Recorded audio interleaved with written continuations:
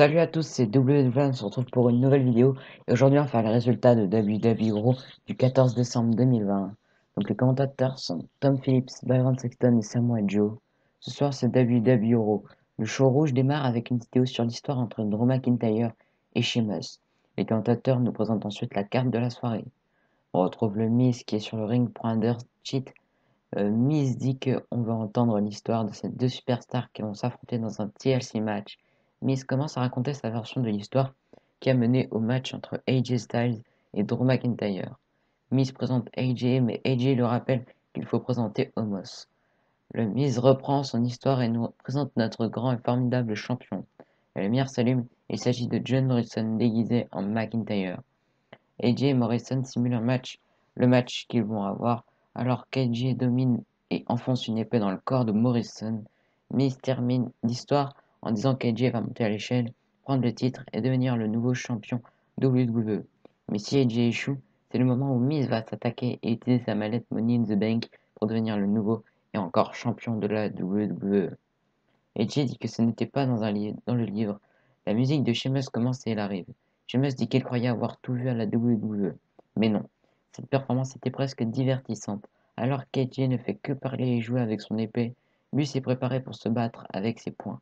AJ dit que Sheamus fera partie du problème et non de la solution.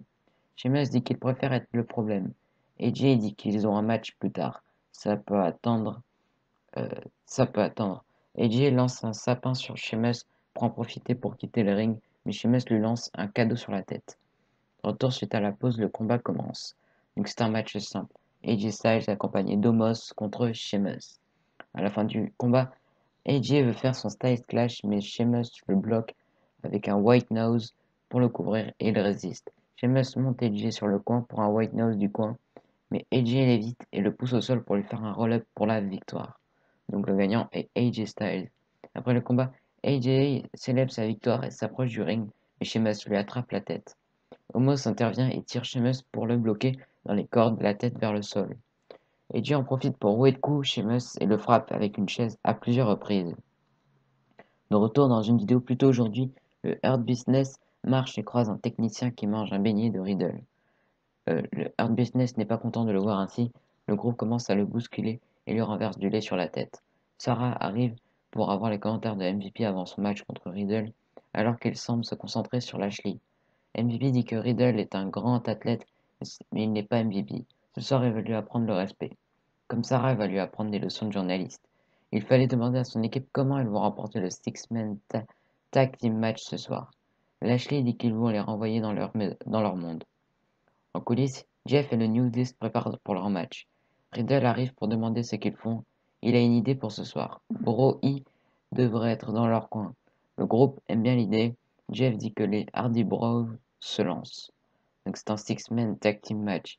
Jeff Hardy, Kofi Kingston et Xavier Woods accompagnés de Riddle contre le Hurt Business.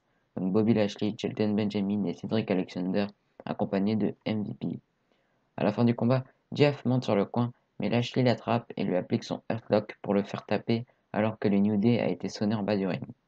Donc les gagnants sont le Hurt Business. On présente une vidéo sur la rivalité entre Lana Asuka contre Shayna Baszler euh, et, et Jax. En coulisses, on retrouve Lana et Asuka. Lana dit qu'elle a l'impression que dimanche, elles peuvent devenir les championnes par équipe. Elle a de la confiance, mais pour ce soir, elle est effrayée d'affronter Nia Jax. Asuka dit que même si Lana a peur, elle va aller sur le ring affronter Jax et la battre. De retour, les catcheuses arrivent. Donc c'est un match simple. Lana contre Nia Jax. À la fin du combat, Jax veut faire un Samoan drop à Lana de la deuxième corde, mais Lana la repousse au sol sur la tête. Lana lui fait un compte pour la victoire. Donc la gagnante est Lana. Après le combat, Asuka regarde la victoire de Lana, mais Shayna Baszler arrive et l'attaque dans le dos. Nia en profite pour attaquer Lana et lui fait un leg drop. Euh, Baszler arrive sur le ring et lui applique des soumissions à la jambe. Jax lui fait des leg drops sur la jambe. Asuka arrive finalement sur le ring pour expulser Jax et Baszler. De retour, Elias est sur le ring avec son bras droit, Jackson Riker. Elias dit qu'on a tous vu le combat de la symphonie alors qu'il a été électrocuté. Il ne pouvait plus rien voir, il a vu une lumière. Il a surpris les médecins en revenant. Il a ensuite rencontré cet homme qui sait bien que la WWE signifie Walk with Elias. Riker dit que la musique d'Elias l'a changé. En coulisses, on retrouve Miz et John Morrison. Miz dit qu'il n'apprécie toujours pas ce qu'AJ lui a dit sur le fait qu'il serait plus facile à battre que McIntyre. Morrison dit que si le Miz encaisse sa mallette contre AJ, ce serait aussi plus facile. Kisly arrive et dit qu'il a une idée. Lee lance une pièce de monnaie en l'air pour savoir s'il dévoile son idée. Miz l'emporte, Lee dit que c'est la seule chose qu'il va remporter. De retour, les catcheurs arrivent. Donc c'est un handicap match, 2 versus 1. Kisly contre le Miz et Morrison. À la fin du combat, Morrison et le Miz lancent un saut springboard, mais Lee l'attrape. Miz ajoute un springboard kick pour faire tomber Lee, et les deux font un compte de 3 sur Lee pour la victoire. Donc les gagnants sont le Miz et Morrison. De retour, Bray Wyatt arrive sur le ring pour son édition du Firefly Funhouse, alors que ses marionnettes sont en ringside. Wyatt dit qu'il est heureux de voir nos visages dans le WWE Thunderdome, avant de passer à la partie plaisir. Il doit nous présenter ses excuses. Il est désolé pour Randy Orton. Il est vraiment désolé. Les deux passaient un bon moment lundi dernier, mais il y a eu un terrible malentendu. Il sait que parfois le Fiend pense d'une manière tordue. Wyatt dit qu'il espère avoir le temps de terminer ce qu'ils ont commencé. Dimanche, Orton va affronter le Fiend, et après il ne sait pas ce qui va rester d'Orton.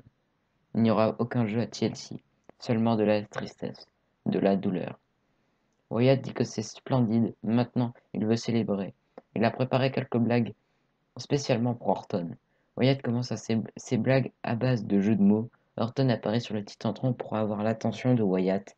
Orton dit que lorsque le temps arrivera, il va regarder le diable dans les yeux et lui dire que le plus grand fils de pute de l'histoire est de retour.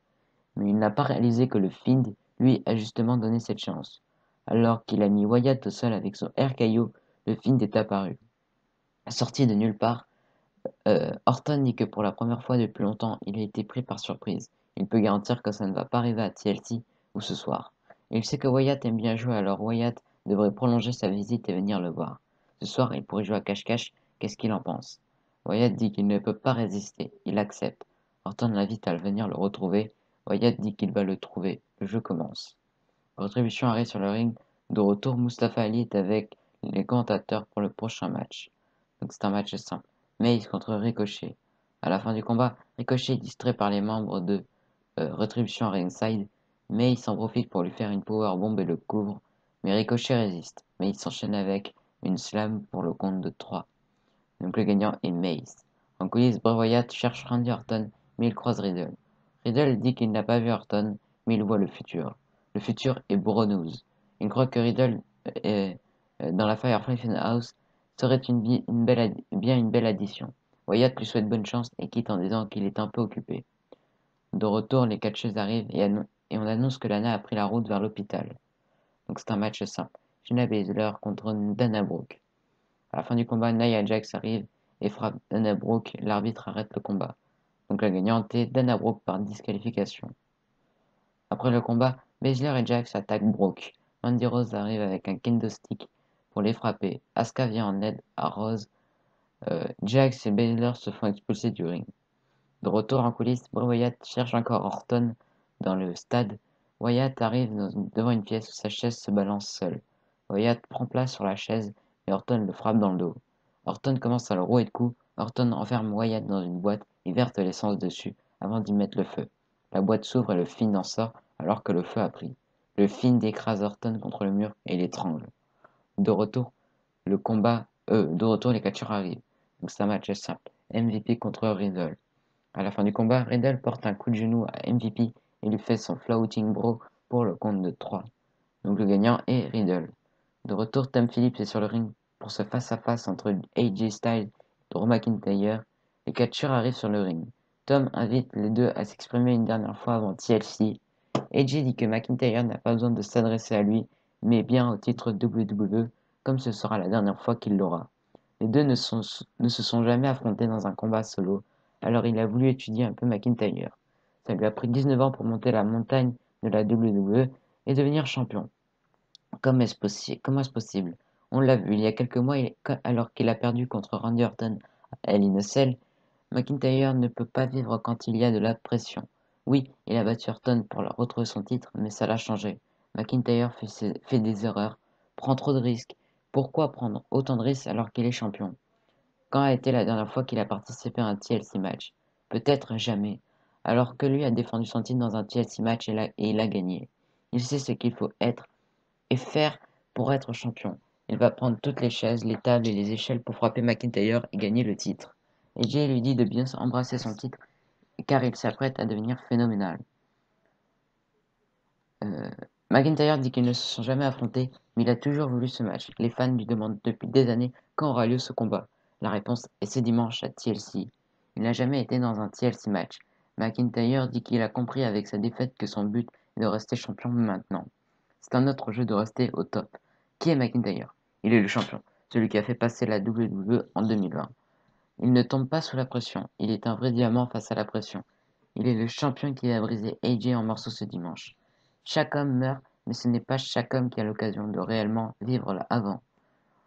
Il sera prêt à faire ce qu'il faut ce dimanche pour rester le champion WWE. AJ doit se demander s'il est aussi prêt. McIntyre accroche son titre et il monte en haut. AJ dit que McIntyre se prépare à l'affronter dans un TLC match, mais si ce n'est pas seulement lui l'adversaire. Miz et Morrison arrivent et poussent une échelle sur McIntyre. McIntyre essaie à repousser les deux pour leur faire des Claymore kicks. AJ va intervenir, mais McIntyre lui porte un coup de tête. Omos lance une marche d'acier pour le distraire. AJ en profite pour le frapper dans le dos et lui fait un phénoménal forearm.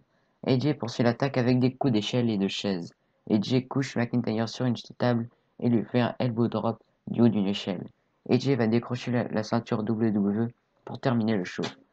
Donc voilà, c'était tout pour les résultats de WWE Raw du 14 décembre 2020. Donc on va continuer avec les résultats de NXT, SmackDown et de TLC. Allez, abonnez-vous, lâchez des pouces bleus, des commentaires. Allez, bye.